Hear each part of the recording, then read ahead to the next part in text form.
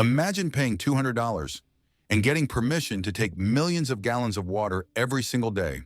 Sounds impossible, right? Well, that's exactly what Nestle did in Michigan. While residents watched their creeks dry up and their wells run low, one of the world's largest corporations was pumping 576,000 gallons daily from their land, for less than what most people spend on a single month's water bill. This is the story of how a tiny township fought back against corporate greed and why what happened there should terrify every American. Let's start with the basics, because when you hear these numbers, you won't believe they're real. Nestle Waters North America operated a massive bottling plant in Evart, Michigan, drawing water from the White Pine Springs well in Osceola County. This wasn't some small operation. We're talking about producing Ice Mountain bottled water, one of the brands you've probably seen in every gas station and grocery store across America. But here's where it gets absolutely insane.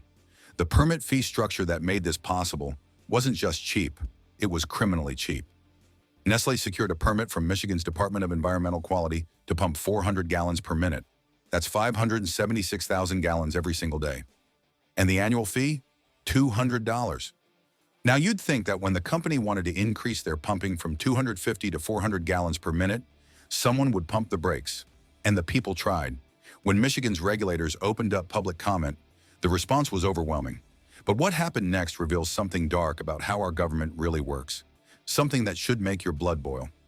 Majority of public comments opposed the increase. Thousands of Michigan residents, environmental groups, and concerned citizens all said the same thing. And you know what happened? Under then Governor Rick Snyder's administration, the state approved it anyway. The permit went through like the people's voices meant absolutely nothing. Here's where this story stops being about numbers on paper and becomes about real people watching their environment die in real time. Residents like Marianne Borden started documenting what was happening around them in the early 2000s, right after Nestlé's operations began ramping up. What she photographed over the years would become evidence in a legal battle that shocked the state, and the images are heartbreaking. Twin Creek and Chippewa Creek, tributaries to the Muskegon River, started shrinking. Not slowly, not gradually, visibly. Mudflats expanded where water used to flow. Culverts that were once submerged became exposed, showing just how far the water levels had dropped. These were cold water streams, vital habitats for trout and countless other species. Hydrologists confirmed what residents already knew in their bones. The pumping was depleting the aquifers that fed these streams. Michigan Citizens for Water Conservation documented everything. Even at the lower extraction rates, before the increase, the damage was already happening. The Grand Traverse Band of Ottawa and Chippewa Indians joined the fight, citing not just environmental concerns, but cultural and spiritual stakes in protecting these waters. Now let's talk about money. While Nestle was paying its laughable $200 annual fee, regular Michigan families were drowning in water bills. The company was extracting enough water daily to supply a small city, bottling it in plastic and selling it back to Americans at massive markups. But the timing of all this? That's what made people absolutely furious. And it involves one of America's biggest water crises. Remember Flint, Michigan, where residents couldn't drink their tap water because it was poisoned with lead? That crisis was happening at the exact same time Nestle was pumping millions of gallons just a couple hours away. Sure, Nestle donated some bottled water to Flint, but they never stopped pumping. They never slowed down.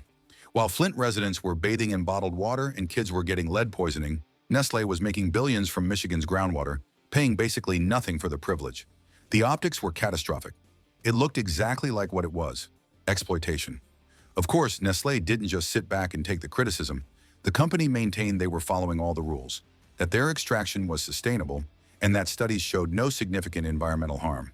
They pointed to their economic contributions: 280 jobs in the region, a $14.2 million economic impact. And honestly, that argument worked on some people. Jobs versus environment, it's a tale as old as capitalism. But there was something Nestle wasn't telling the full story about. See, this wasn't just a Michigan problem. This was Nestle's playbook, repeated across the world. In Ontario, Canada, townships lost wells to Nestle operations amid droughts. The company paid just $3.70 per million liters, while residents paid $1.50 per thousand liters. In California, Nestle operated on expired permits for years, taking millions of gallons from national forests for just $534 annually. Michigan wasn't an isolated incident, it was a pattern. And that $14 million economic impact? That's pocket change compared to the billions Nestle made bottling water from these low-cost sources and selling it worldwide. The math never added up in favor of the communities.